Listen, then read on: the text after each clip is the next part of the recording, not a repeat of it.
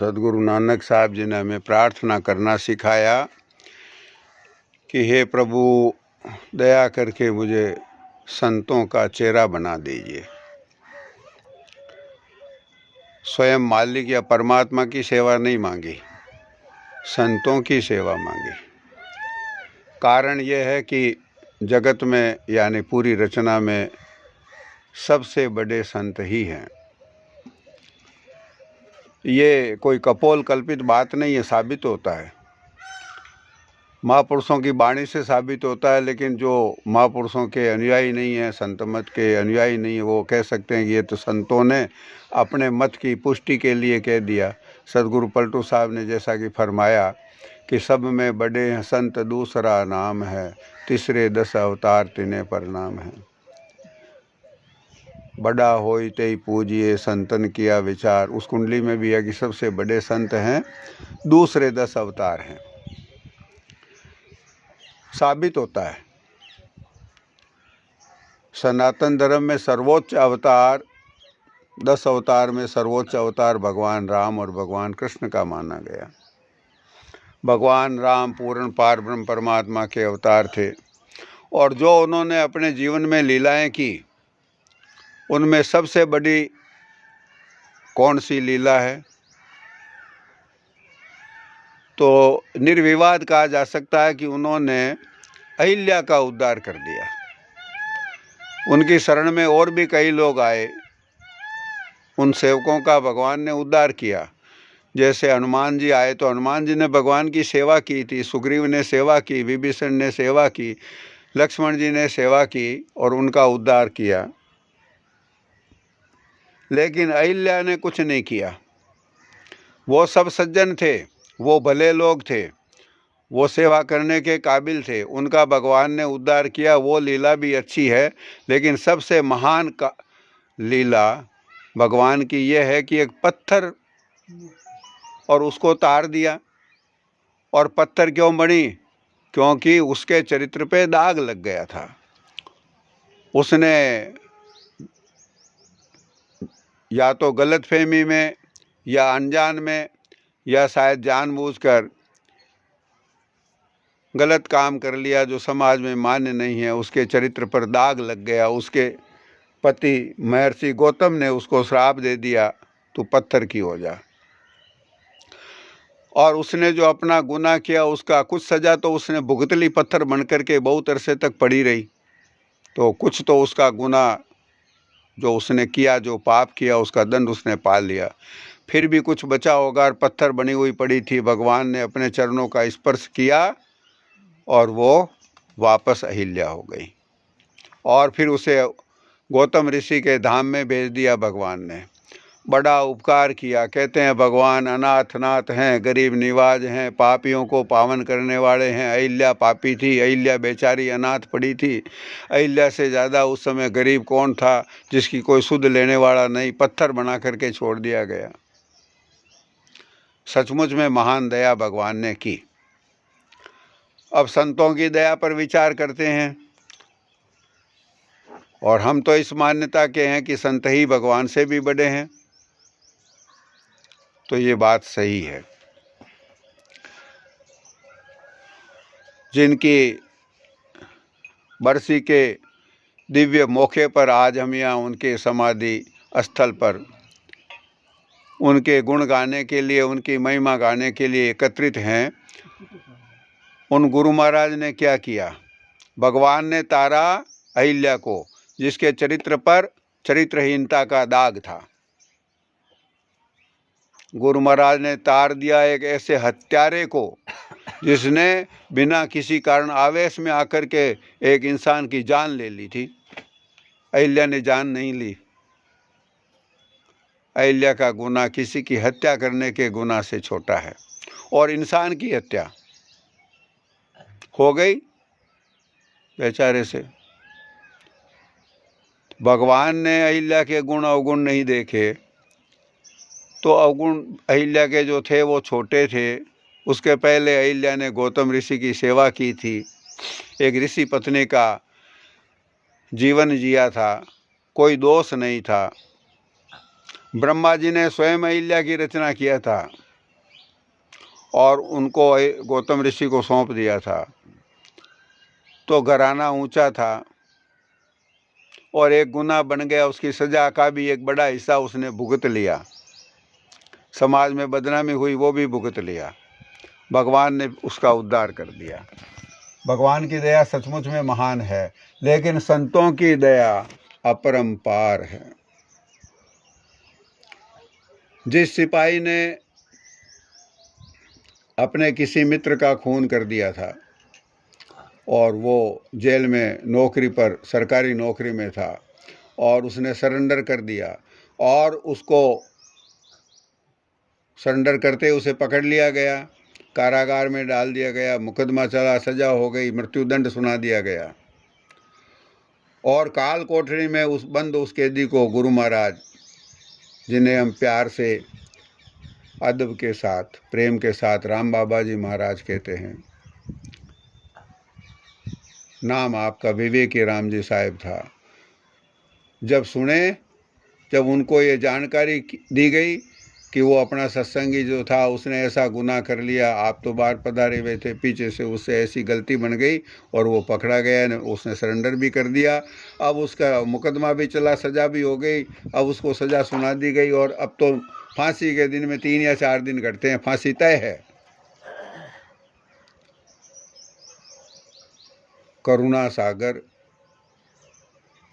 संतों का हृदय द्रवित हो गया। इसलिए भी कहा जाता है कि संत महान है, क्योंकि दूसरे के कष्ट से पिघल जाना संतों के स्वभाव में है। अब वो बेचारा जिसने मार दिया है, उसे 2-4 दिन बाद में फांसी हो जाएगी। गलती तो जीव मात्र से बनती है, उससे भी बन गई।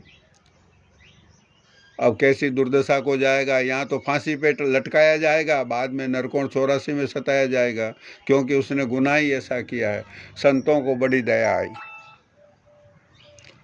उनका दिल पिघल गया। अब संत जब दया करने के लिए आमदा हो जाएं, संत दया करने के लिए तैयार हो जाएं, तो फिर भगवान और उनका कानून कोई रुकावट नहीं बन सकता। कोई रुकावट किसी तरह की प्रकृति खड़ी नहीं कर सकती। द्रवित हो गए, बोले कि वो कहाँ है? बोला वो जेल में बंद है, काल कोठरी में डाल दिया गया। सज़ा सुनाने के बाद काल कोठरी में जो मृत्युदंड प्राप्त कैदी होते हैं, उनको काल कोठरी में बंद कर दिया जाता। किसी से मिलने की अब कोई इजाज़त नहीं दी जाती। यदि इजाज़त मांगे तो जेल के मैनुअल में ये नियम नहीं है कि काल कोठरी में बंद, यानी मृत्युदंड प्राप्त, मृत्युदंड जिसके लिए घोषित किया जा चुका हो, ऐसे अपराधी से कोई मिल नहीं सकता।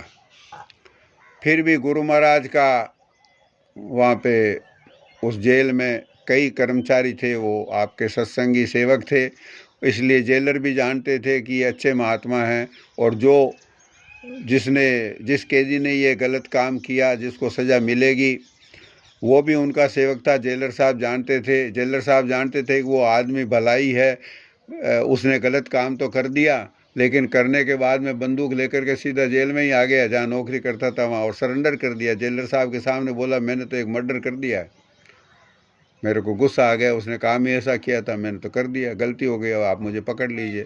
तो उसने कानून से बचने की कोशिश नहीं की, भलाई था, क्योंकि सत्संगी था, सत्संग का असर था। तो जब उस जेलर साहब से जाकर के दूसरे सत्संगी सिपाही भाइयों ने, जिसमें अपने बाबजी साहब भी उसी जेल में कार्यरत थे, सेवारत थे, जब जेलर साहब से कहा कि हमारे गुरु महाराज उस कैदी से मिलना चाहते हैं, तो जेलर सोचे कि अब कैसे मिलवाएं। ऑफिशियली नहीं मिलवा सकते, रिकॉर्ड पर उनकी मुलाकात नहीं करवाई जा सकती, लेकिन ऑफ द रिकॉर्ड करवाई जा सकती है, क्योंकि जेलर के मन में भी गुरु महाराज के प्रति और उनके दूसरे सत्संगी, जिनमें बाबजी साहब भी शामिल थे, उनके प्रति श्रद्धा और अदब थी। उसने कहा कि ठीक है, थोड़ी देर के लिए मिल लें, और तो क्या करें। और इस तरह से गुरु महाराज को काल कोठरी में उससे मिलने के लिए जाने दिया गया। उसने देखते ही पांव पकड़ लिए, चरणों में गिर पड़ा, फूट फूट के रोने लगा। ये नहीं प्रार्थना की कि मुझे बचा लीजिए। उसने कहा, गुरुदेव मैंने जघन्य अपराध किया। ऐसा अपराध दुनिया में और भी कोई करता है? करते तो हैं, लेकिन मैं आपका होकर के, आपका सत्संगी होकर के मैंने ऐसा काम किया। मेरे इस घिनौने काम से आपके ऊपर भी उंगली उठेगी कि ये मैं आपका सेवक था और मैंने किसी का मर्डर कर दिया। मेरे अंदर क्षमा भाव होना चाहिए, सहनशीलता होनी चाहिए। किसी से बदला लेने की तो आपका उपदेश है कि किसी से बदला लेने की भावना को त्याग देना है, रखना नहीं है। द्वेष किसी के प्रति पालना नहीं है। मैंने आपके उपदेश का, आपकी दीक्षा का पालन नहीं किया, मुझे क्षमा कर दीजिए। उसकी अधीरता, दीनता और प्रार्थना को देख करके गुरु महाराज गदगद हो गए, कुछ बोल नहीं पाए। उसके दुख से दुखी होकर के, उस पर द्रवित होकर के उसके सर पे अपना हाथ रख दिया। फरमाया, बेटे तुमने काम तो गलत किया, अब लोग क्या कहेंगे इसकी चिंता नहीं करनी है। लोग भले तुम्हें भी कुछ कह दें तो कोई बात नहीं, तुमसे ऐसा काम बन गया है, और हमें भी कह दें तो क्या फ़र्क पड़ता है। लोगों के कहने का कोई फ़र्क नहीं पड़ता, लेकिन बात यह है कि अब तुम्हारे पास समय बहुत कम है, बड़ा जघन्य अपराध बन गया है। अब मालिक से इसकी क्षमा करवानी है। जितने सांस बचे हैं उनका भरपूर अधिकतम सदुपयोग कर लेना है। एक एक सांस गिन करके मालिक के चरणों में अर्पण कर देना है। अपनी लगन वहाँ से हटाना नहीं। जो हो गया उसे भूल जाओ। मालिक दयालु है, क्षमा कर देंगे। और उसे, जो आपका सिद्धांत था, आप शब्द भेदी महात्मा थे, सुरत शब्द योग का अभ्यास का उपदेश फरमाया करते थे, वहीं जेल में काल कोठरी में उपदेश दे दिया। महापुरुष विचित्र तरह से दया करते हैं, इस तरह से दया करते हैं जो हमारी कल्पना के बाहर हैं। फिर भी ऐसा उदाहरण इतिहास में कहीं मिलता नहीं कि काल कोठरी में जिसको मौत की सज़ा सुना दी गई है उसको उपदेश देकर के उसको अब तारने की कौन सी बात बाकी रह गई। वो तो डूब ही गया, जाएगा भवसागर में, 84 में नरकों में सड़ेगा। जमदूत इंतजार कर रहे हैं, 2-3 दिन बाद में फांसी का समय तब लेने के लिए जाएंगे, ला करके जेल की जलती हुई भट्टी में डालेंगे, जलाएंगे। जैसा कानून है यमराज जी का वैसा ही करेंगे। लेकिन बीच में गुरु महाराज आ गए। करता करे 7 दीप 9 खंड में, गुरु से बड़ा न कोई। करता करे न कर सके, गुरु करे सो होय। करता करे कि न करे, कर सके कि न कर सके, अब उसको कौन बचा सकता है। कुदरत में तो कोई कानून है नहीं बचाने का। लेकिन गुरुदेव अड़ गए, समर्थ गुरु। उनकी कृपा या उनकी मौज या उनकी रजा या उनकी इच्छा, सच्चे पूरे संत सद्गुरुओं की मौज सृष्टि में सबसे बड़ा कानून है। उन्होंने क्षमा कर दिया, अब कौन सजा देने वाला है। कोई सजा नहीं दे सकता। तो उन्होंने दया करके फरमाया, पुत्र चिंता छोड़। दुनिया में किसी के प्रति अपना आसक्ति, ममत्व, अपना ख्याल वहाँ जाना ही नहीं चाहिए। बचा ले अपने आप को। अपने सारे वृत्ति के तार समेट करके तीसरे तिल पर गुरुदेव की मूर्ति के चरणों में बांध ले। एक सांस खोना नहीं है। अब जीवन मृत्यु तो परमात्मा के हाथ है, जब लेना होगा तब ले लेंगे। अब समय हो गया था, जेलर साहब बाहर इंतजार कर रहे हैं, कब निकले महाराज जी, तो कब वापस ताला लगाऊं, कहीं कहीं शिकायत नहीं हो जाए। गुरु महाराज भी जानते थे भाई ऐसा जेलर साहब ने सहयोग किया है, इनको कोई समस्या नहीं आनी चाहिए। कहा, उस सेवक से कहा, बेटे अब हम जाते, लेकिन परमात्मा कहाँ है इसका तो पता नहीं, लेकिन तुम्हारे तीसरे तिल पर गुरुदेव तुम्हारे विराजमान हैं, इस बात को भूलना नहीं। फिर कौन सा काल है, कौन सी मौत है, कौन से यमदूत हैं? कोई यमदूत अमदूत नहीं होते, होते हैं तो वहाँ नहीं आते जहाँ गुरुदेव विराजते हैं। इसलिए सब डर को मन से निकाल करके क्या करना है, जो हमने बता दिया उसी नाम धुन में निरंतर तवज्जो, एक क्षण के लिए भूलना नहीं है। जितने दिन मालिक रखे, फिर जहाँ मालिक की इच्छा होगी वहाँ ले जाएंगे। फिर काल कोठरी से बाहर पधार गए। ऐसी दया, ऐसा दया का वरद हस्त उसके सर पे रख के आए कि जो जिसने इंसान को मारा वो कठोर हृदय तो होगा ही, वो संसारियों में तो घोर संसारी ही होगा, वो तो अदम गिना ही जाता है। छोटे मोटे प्राणी की हत्या कर दे, जीव हत्या का पाप लगाओ तो भी वो मुंह देखने लायक नहीं, और जिसने इंसान की हत्या कर दी उसका लोग मुंह नहीं देखते। उसकी वृत्ति पलट गई, वो एकदम निर्विकार शांतचित होकर निर्मल हृदय हो गए, गंगा जी के पानी के जैसा पवित्र हृदय। अब उसके मन में किसी के प्रति न द्वेष है न राग है, कुछ नहीं है, केवल गुरु महाराज हैं, उनका दिया हुआ नाम। काल कोठरी में बैठ गए, अखंड समाधि उसकी लग गई। अंदर में गुरु महाराज दया का हाथ उसको खींच रहे हैं अंदर। अब भोजन का समय आया, उसको नियत समय पर भोजन दिया जाता, जब तक मरेंगे नहीं तब तक भोजन तो देना ही पड़ेगा। और भोजन नहीं करे तो जेलर साहब की और समस्या, उसको भोजन दे, उसकी भोजन में रुचि नहीं, उसकी किसी काम में रुचि नहीं, उसकी तवज्जो ही हट गई, बाहर मुखी है ही नहीं। अब वो अंतर्मुखी है, अब वो पूरा गुरुमुख है। एक हत्यारे को एक क्षण में सच्चा गुरुमुख बना दिया। अब वो खाना नहीं खावे, जेलर साहब की समस्या हो गई, खा ले भैया खाना। उसको वो कहता है कि हाथ जोड़ कहता है कि आप मुझे परेशान मत कीजिए, मुझे कोई तकलीफ़ नहीं है, जिस दिन आपको फांसी पे लटकाना होगा उस दिन लटका देना, लेकिन इस समय मेरे को आकर के आप छेड़िए मत, मुझे परेशान मत कीजिए, आपकी बड़ी कृपा, मुझे कोई शिकायत नहीं, मुझे भूख भी नहीं है। अब जेलर साहब के खाना नहीं खाया, पहले मर गया तो जेलर साहब के तो ऊपर दूसरा लांछन लग जाएगा। काल कोठरी में हवालात में कैसे ख़त्म हो गए, बीमार पड़ जाएगा तो इलाज कराना पड़ेगा। तब तक जब तक मौत का समय नहीं आता तब तक उसको ठीक ठाक रखने की जिम्मेदारी जेलर की। तो जेलर साहब ने उसकी मन्नतें करना शुरू की, खाना खाना पड़ेगा, वो खावे ही नहीं। तो जेलर साहब ने दूसरे सत्संगियों कहा, भाई तुम्हारे गुरु महाराज आए थे क्या, उसको गुट्टी पिला गए, कैसा गुरु मंत्र दे गए कि वो एकदम शांतचित्त बैठा है, साधु जैसा दिखता है, देवता जैसा उसका रूप हो गया, लेकिन अब वो खाना नहीं खाया तो मेरी तो समस्या कर देगा। तो इसको बोलो कि खाना खावे, गुरु महाराज को बोलो जाके इसको वापस समझावे कि खाना खा ले भाई, जब तक जीता है तब तक मुझे क्यों परेशान करता है।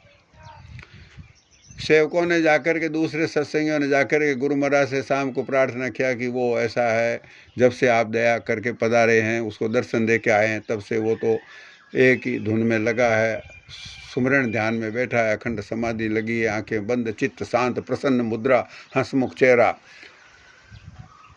खाना नहीं खाता। जेलर साहब की समस्या है।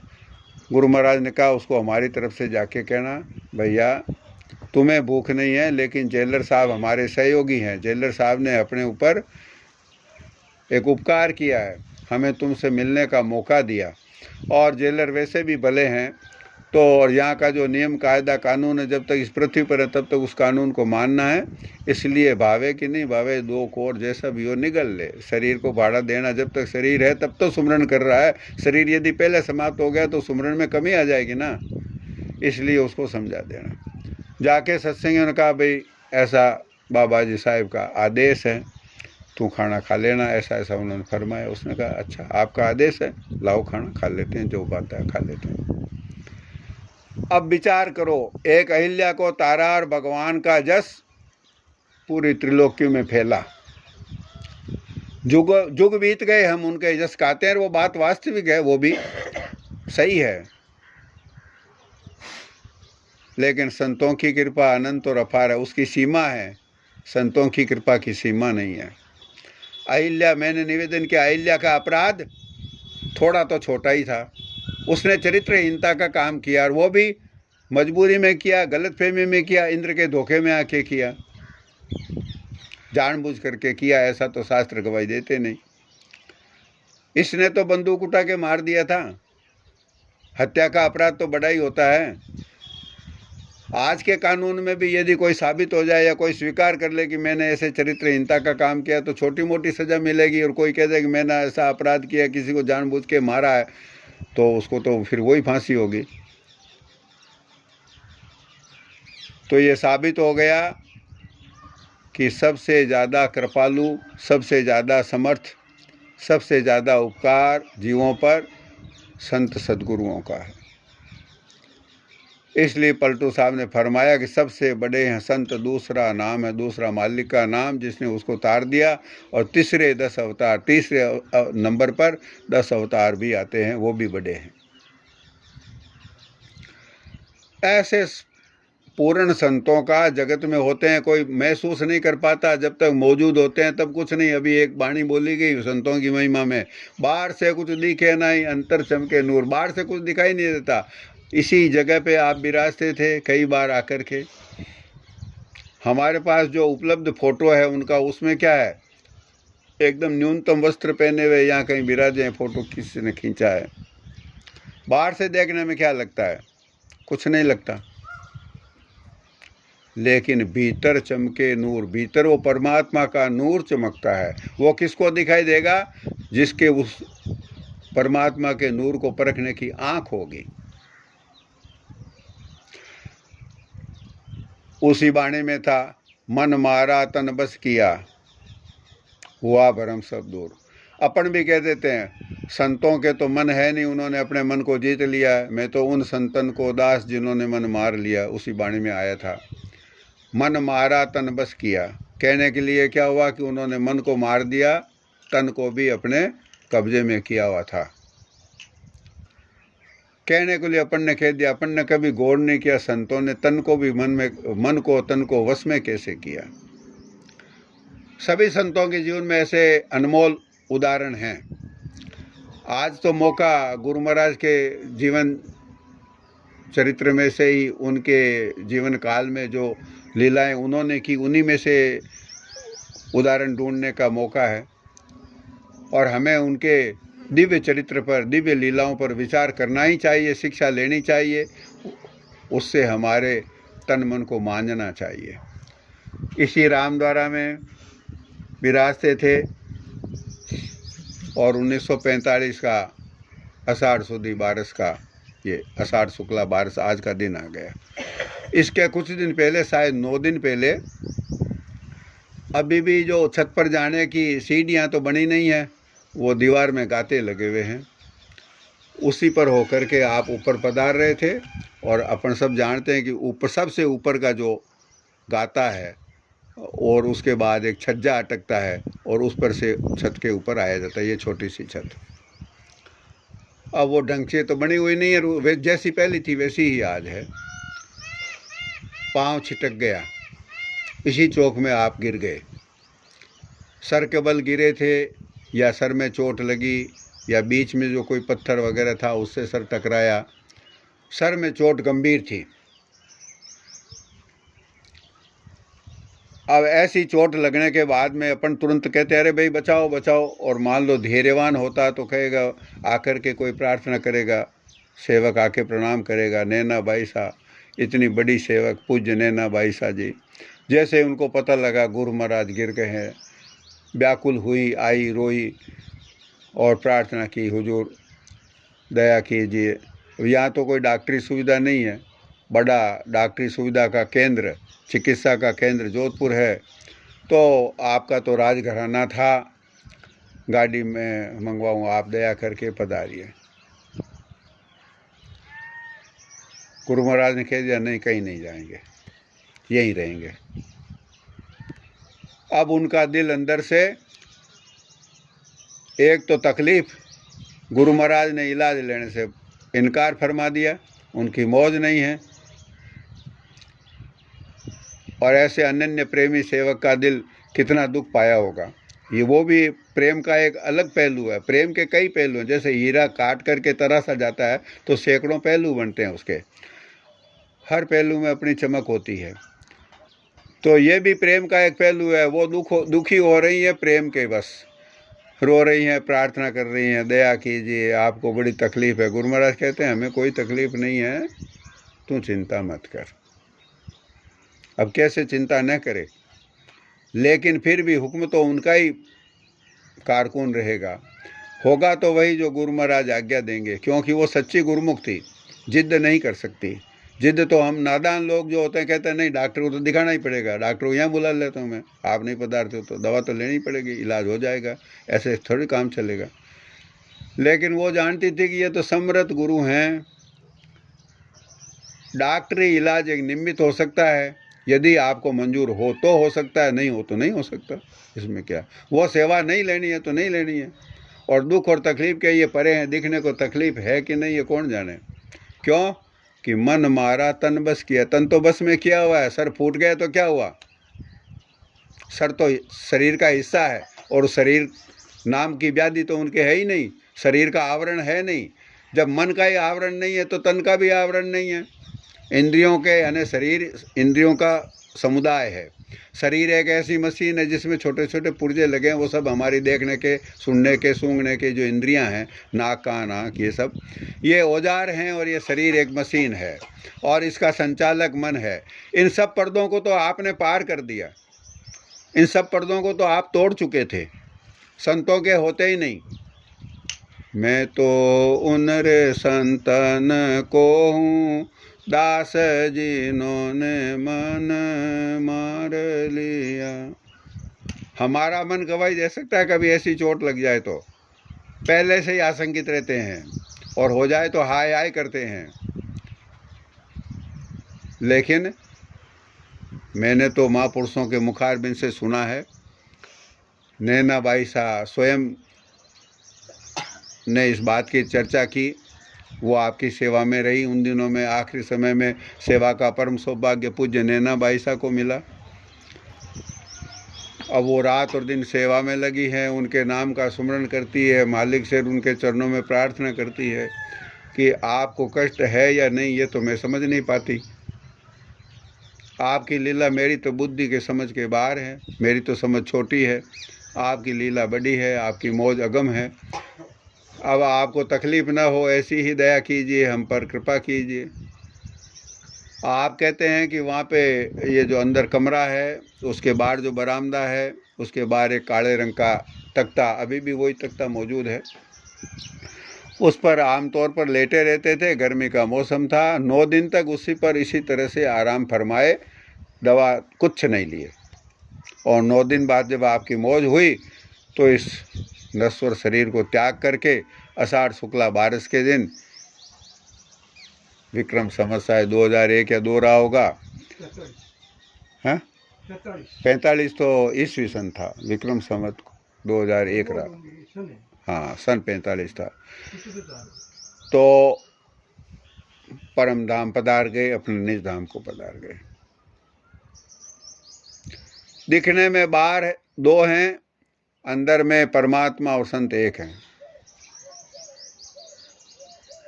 ऐसा सभी संतों के जीवन में होता है। उनके साथ में रह कर के हम नहीं पहचान पाते। कौन पहचान पाता है? जो कोई उनका अनन्य प्रेमी है, वो उनकी महिमा और उनकी गति को कुछ कुछ उनकी कृपा से समझ पाता है। जैसे गुरु महाराज की जो महिमा और जो अगम गति थी, जो अगम मौज थी, उसको कुछ कुछ नैना बाई साहब जैसी अनन्य प्रेमी समझ सकती हैं, बाप जी साहब और माता जी साहब समझ सकते हैं, हम कैसे समझेंगे? अपने बाप जी साहब को उसी अवधि में नागौर में सांप खा गए, शाम के समय सांप खाया और शमशान में विराजते थे। जब यहाँ से पधार गए सिरियारी से नागौर, तो माता जी साहब और बाप जी साहब, गुरुद्वारा तो बहुत बाद में बना है, तो शमशान में विराजते थे। वो शमशान अभी भी कायम है। वहाँ पे शाम के समय कौन सी बिजली, अभी भी नहीं, शमशान में कहाँ बिजली होती है। और एक सांप काट खाया शाम के समय, यानी कि रात होने ही वाली थी। और जो सत्संगी बहन बाप जी की सेवा में आई थी, वो दर्शन करके लौट गई थी और बाप जी के और माता जी साहब के भोग लगाने के लिए थोड़ा दूध लेकर के आई थी। वो दूध रखा था और उनको जो है ना बस्ती तक छोड़ने के लिए बाप जी साहब गए कि तू अकेली कैसे जाएगी उस बहन को। जैसे यहाँ पे पूज्य नैना बाई साहब प्रेमी सेवक थी, वैसे ही वहाँ पे वो आसी बाई जी माताजी साहब और बाप जी साहब के प्रेमी सेवक थे। और वो आए थे और दूध लेकर के आए बाई साहब, और जब वापस पधार गए तो बाप जी ने कहा कि अंधेरा हो गया है, आसी अकेली कैसे जाएगी, हम तुझे नया दरवाजे तक छोड़ के आ जाते हैं, वापस तू आगे चली जाएगी। बोला हाँ आगे तो बस्ती है, चली जाऊंगी। तो शहर का एक परकोटा बना हुआ, उस परकोटे के जो शमशान से की तरफ से जाते वक्त जो पहला दरवाज़ा आता था, कई दरवाजे बने हैं, जो पहला दरवाज़ा आता था वो नया दरवाज़ा था। उस नया दरवाजे के अंदर प्रवेश करा करके बाप जी साहब वापस लौट गए, और जब शमशान में वापस आए तो शमशान के फाटक गेट के पास में सांप के ऊपर पाँव गिरा तो सांप ने काट खाया, और सांप काट गया। और अब जो है वो अंदर माताजी साहब जो शमशान के अंदर एक तिबारी बनी हुई थी उसके अंदर बैठे थे। बाप जी साहब ने आके फरमाया कि हमें तो सांप ने काट खाया। माताजी साहब ने चिंता की, अरे सांप ने काट खाया, अब क्या किया जाए, मैं जाऊं शहर में वापस आसी और बालक को बुला के लाऊं। आसी बाई जी जो जिनका अभी मैंने उल्लेख किया, और एक उसी समय के सत्संगी थे बालकदासी व्यास, दोनों अब परमधाम को पधार गए हैं, मैं उनको बुला के लाऊं। बाप जी ने कहा नहीं, कुछ नहीं करना, कुछ मत करो,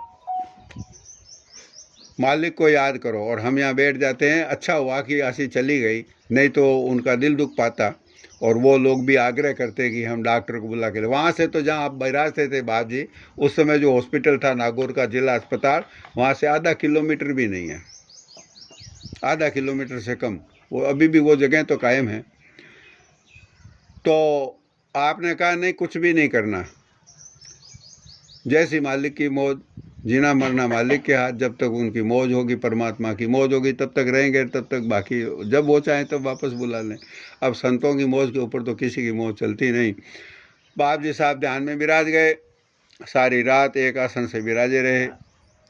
सुबह के समय नियमित तौर पर जैसे वापस जो शाम को बाई जी गए थे दूध की दे करके, वो जब वापस लौट के आए तो देखा दरवाजे के किनारे एक सांप मरा हुआ पड़ा है, दूध का कटोरा उसके पास पड़ा है, दूध के कटोरे के ऊपर सांप ने कुछ फण मारे होंगे गुस्से में, वो गुस्से में आ गया था, तो वो दूध सारा नीला हो गया है, कटोरे के किनारे पे दूध नीला होके जम गया है।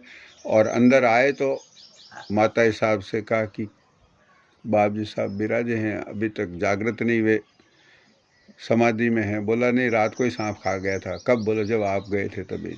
बोला हमें सूचना नहीं दी। बोला सूचना कैसे देते, बाप जी साहब की आज्ञा नहीं है। जब ये आवाज़ें सुनी तो बाप जी साहब समाधि से बाहर आए। अब सब ने कहा गजब हो गया, सांप खा गया, अब चलें अस्पताल, आपको कोई तकलीफ तो नहीं है? बोला नहीं, कहाँ तकलीफ है, अरे मालिक हैं, वो बचाने वाले तो मालिक हैं, डॉक्टर के निमित्त कारण से भी बचा सकता है मालिक, और जैसी वो संतों की मौज, वो अगम है, उसके ऊपर कोई किंतु परंतु नहीं लगता। तो तन और मन की बाधा संतों के नहीं है, इसलिए पर्दे अंदर है नहीं, अंदर परमात्मा का नूर चमकता है। तो आज वह पुण्य दिवस है जिस दिन पर इसी जगह पर गुरु महाराज ने अपना नश्वर शरीर त्यागा और अपने परम धाम को पधारे। ऐसे गुरु जगत में होते होंगे, हमें नहीं मिलते, हमारे लिए तो ऐसे गुरु मिलना मुश्किल है, और कहाँ से लाएं। ऐसे पूर्ण संतों का साथ, ऐसे पूर्ण संतों की सेवा, ऐसे पूर्ण संतों के दर्शन मिलते रहें, यही एक प्रार्थना बाद में बोली गई नानक साहब ने। परमात्मा के दरबार में, परमात्मा के हुजूर में, मालिक के चरणों में प्रार्थना किया है कि प्रभु जी यही मनोरथ मेरा, कृपा निदान दयाल मोहि दीजे करि संतन का चेहरा। कुछ नहीं चाहिए दुनिया का, सुख वैभव स्वर्ग बैकुंठ कुछ चाहिए नहीं, मान बढ़ाई यश धन संपत्ति, इनका क्या करना, ये तो और भी गंदी चीज़ें हैं। कृपा निदान दयाल मोहि कीजिए, हे कृपा निदान दयाल, दया करके मुझे बना दीजिए क्या, संतों का चेहरा, संतों का असली सेवक, संतों का शिशु सेवक, बाल सेवक। बस उनके पीछे पीछे फिरते रहें, रात दिन उनके दर्शनों का लाभ मिले, उनकी सेवा करते रहें बालकवत भाव से। जैसे कि अपने सामने बड़े बड़े उदाहरण हैं अपने घराने के, मैंने दर्शन किए हुए हैं नैना बाई साहब जी के। ऐसी निर्मल मूर्ति, कितना अरसा गुरु महाराज को धाम पधारे हुए बीत गया होगा, उसके कितने ही अरसे बाद में तो मेरा जन्म हुआ, और उसके कितने ही अरसे बाद में मैंने नैना बाई साहब के दर्शन किए। और एक बार दोबारा जब चांस पड़ा, माता जी साहब यात्रा में पधारे थे तीर्थ स्थानों के, तो यहाँ होके पधारे थे। तो इसी रामद्वारा में दोपहर के समय में माता जी साहब पधारे, नैना बाई साहब जी पधारे रावड़ा से, एकदम वृद्ध हो गए थे, 90-91 साल की उस समय उम्र हो गई थी। तो गुरु महाराज को जब चर्चा चली, याद करने लगे, तो दोनों के ही आंख में आंसू आ गए। नैना बाई साहब जी की भी आंखें टपाटप बरसात का मौसम में जैसे बहती है वैसे बहने लगी, वैसा ही उनका प्रेम देख के माता जी साहब की आंखें बहने लगी। तो वो महापुरुषों के जीवन की घटनाएं हैं। हमारी तो मालिक के चरणों में यही प्रार्थना है कि ऐसे संतों के चरणों का सेवक, ऐसे संतों के चरणों का बाल सेवक हमें बना दे। बाकी दुनिया के सुख, आराम, दुख, तकलीफ, ये तो प्रारब्धवश परमात्मा देता ही है, और हमारी योग्यता से ज़्यादा भी देते हैं। लेकिन यदि जगत में वापस जन्म लेना पड़े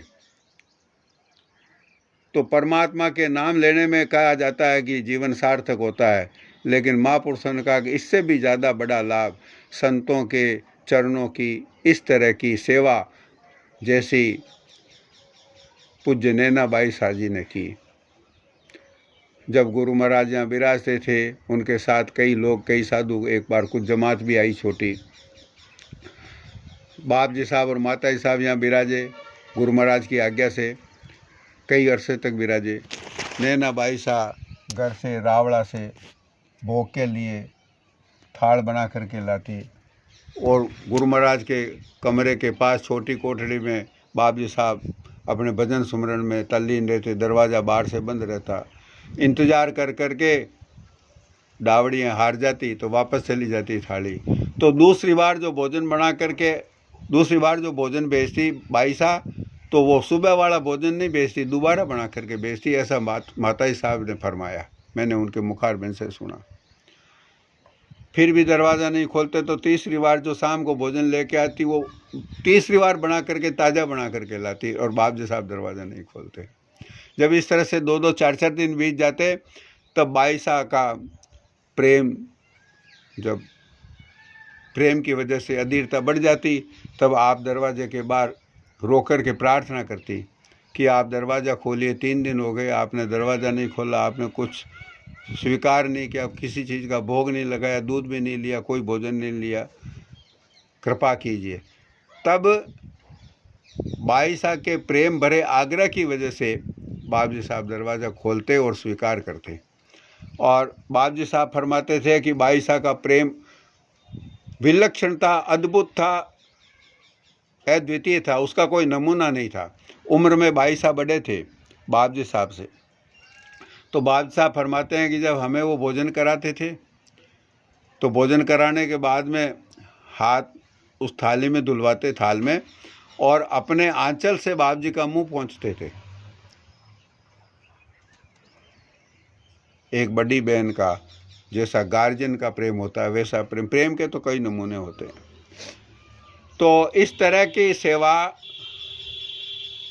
मालिक दया करके हमें भी यदि इस धरा पर, इस पृथ्वी पर, इस मृत्यु लोक में वापस भेजें, तो उनकी मौज चाहे तो अपने धाम में, अपने चरणों में रखें, चाहे तो यहाँ भेज दें। वो सभी जगह उनकी है, सभी जगह उनका ही अखंड राज है, सभी जगह परमात्मा की है, उससे खाली कहीं नहीं है। यदि यहाँ भेजें तो इतनी कृपा करें कि जब ये मनुष्य शरीर मिलेगा तो हमें कुछ न कुछ कर्म करना पड़ेगा। शरीरधारी के लिए कर्म करना अवश्यम भावी है, कर्म करने से कोई बच नहीं सकता। तो हमसे तो बस यही सेवा करवा लें, यही काम करवा लें, संतों के चरणों की सेवा। कृपा निदान दयाल मोहि दीजिए, करि संतन का चेहरा। संतों का चेहरा बना दें। सांस सांस सुमिरो प्रभु अपना, संत संग नित रहिए। सांस सांस में उनका नाम लें, संतों के साथ में रहें। जैसी बने टूटी फूटी अच्छी बुरी जैसी करवा लें, सेवा करवा लें, उनके साथ रहें। ऐसे कुछ सेवक होते हैं। ये नानक साहब की वाणी है। और नानक साहब के एक सत्संगी भाई थे जो नानक साहब से उम्र में बड़े थे, उनको भाई बुड्ढा जी कहा जाता है। प्रेम से अब संगत उनको भाई बुड्ढा जी कह कर याद करती है। मूल नाम क्या होगा मुझे पता नहीं। तो वो नानक साहब के साथ बहुत अरसे तक रहे, अकेले रहे। नानक साहब ने बड़ी बड़ी यात्राएं की, देशाटन किए, पैदल उस समय में घुमा जाता था। पश्चिम दिशा में नानक साहब मक्का, मदीना और काबा तक गए थे। दक्षिण में नानक साहब सिंगल द्वीप यानी लंका पधारे थे, ऐसा उनके जीवन चरित्र में है। तो उस समय में केवल भाई बुड्ढा जी उनके साथ रहते थे, पैदल।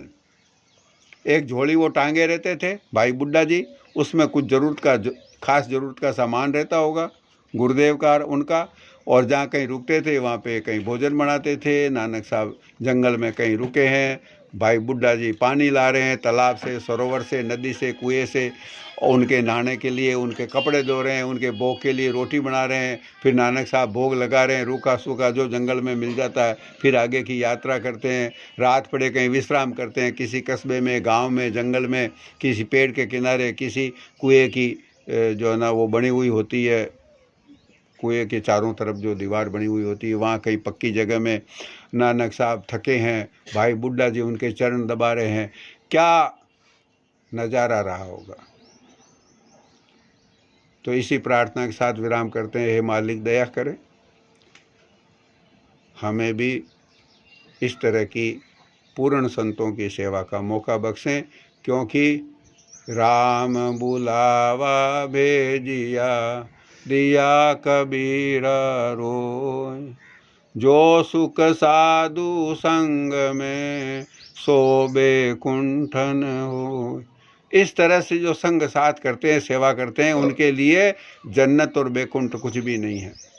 परमात्मा का धाम भी वहाँ सुख का भंडार है, लेकिन जो सच्चे प्रेमी हैं वो जानते हैं कि उससे भी ज़्यादा बड़ा सुख इस तरह से महापुरुषों की सेवा यदि मालिक दया करके हम जैसे अभागों को बख्श दे, तो उससे ज़्यादा उत्तम समय न तो कभी हमारे किसी जीवन में आया, न कभी आगे आ सकता है, न वैसा सुख परमात्मा के धाम में है। कबीर साहब ने इस बात को इस तरह से फरमाया, राम बुलावा भेजिया, दिया कबीर रोय, जो सुख साधु संग में, सोबे कुंठन हो।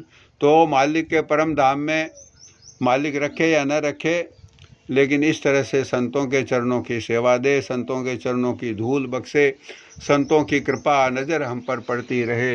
रात दिन उनके दर्शन, सोएं तो उनके दर्शन, रात को नींद में जगें, नींद लेवें और नींद से जगें तो सामने गुरु महाराज भी आराम फरमाए हुए हों, वो दर्शन हों, जगें तो सुबह दर्शन, रात को सोएं तो दर्शन, दिन में उनकी सेवा का मौका मिले और बाकी समय में मालिक के गुण गाएं, गुरुदेव के गुण गाएं, उनकी आज्ञा का पालन करें। इससे ज़्यादा सफल कुछ हो नहीं सकता। आज हमारी समझ में ये बात शायद नहीं आ पाएगी, लेकिन ये पूरी रचना में सबसे दुर्लभ पदार्थ यही है। परमात्मा का नाम कहते हैं कि बड़ा है, सबसे ही बड़ा मालिक का नाम माना जाता है। और किसी को मालिक अपना नाम बख्श दे, नाम का सुमरन बख्श दे, उसमें लगन बख्श दे, तो भी नाम का दर्जा संतों के बाद में दूसरा है। सबसे बड़े हैं संत, दूसरा नाम है। सबसे बड़ा तो मालिक का नाम नहीं है, सबसे बड़ा तो सच्चे संत सदगुरु का देह स्वरूप है। मालिक जब जगत में देह रूप में हो और उनकी सेवा का मौका, उनके दर्शनों का मौका, उनके चरणों में रहने का मौका मिले, वही सबसे दुर्लभ समय है, दुर्लभ पदार्थ है, दुर्लभ दात है, दुर्लभ नेमत है। और मालिक दया करके हमें कृपा करके वो बख्शे। इसी प्रार्थना के साथ विराम। माता जी महाराज की महिमा अपरंपार। माता जी महाराज की महिमा अपरंपार। धरती दबती राखली, पापी नीचा भार।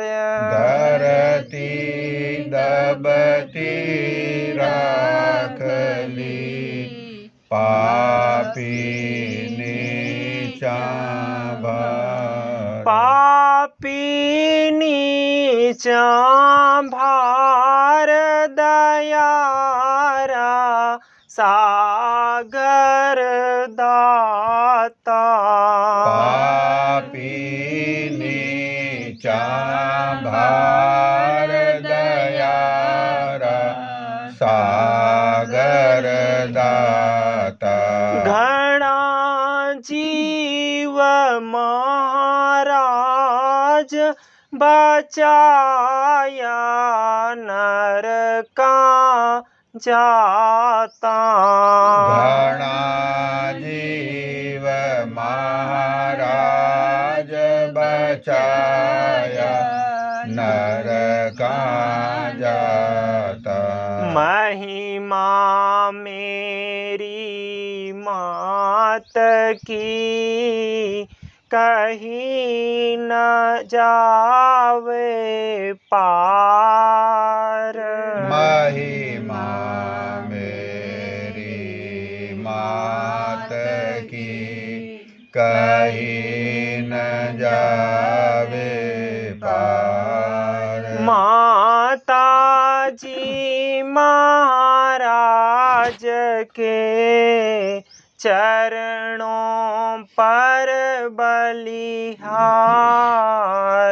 माता जी महाराज के चरणों पर बलिहार हा माता जी प्राण पीरीते तुम बिन जियत बहुत दिन बीते हा माता जी प्राण पीरीते तुम बिना जियत बहुत दिन बीते बोलो सदगुरु दयाल की दया हो परम संत सदगुरु स्वामी विवेकी राम जी साहेब की दया हो परम संत सदगुरु दयालु स्वामी विश्वानंद जी साहेब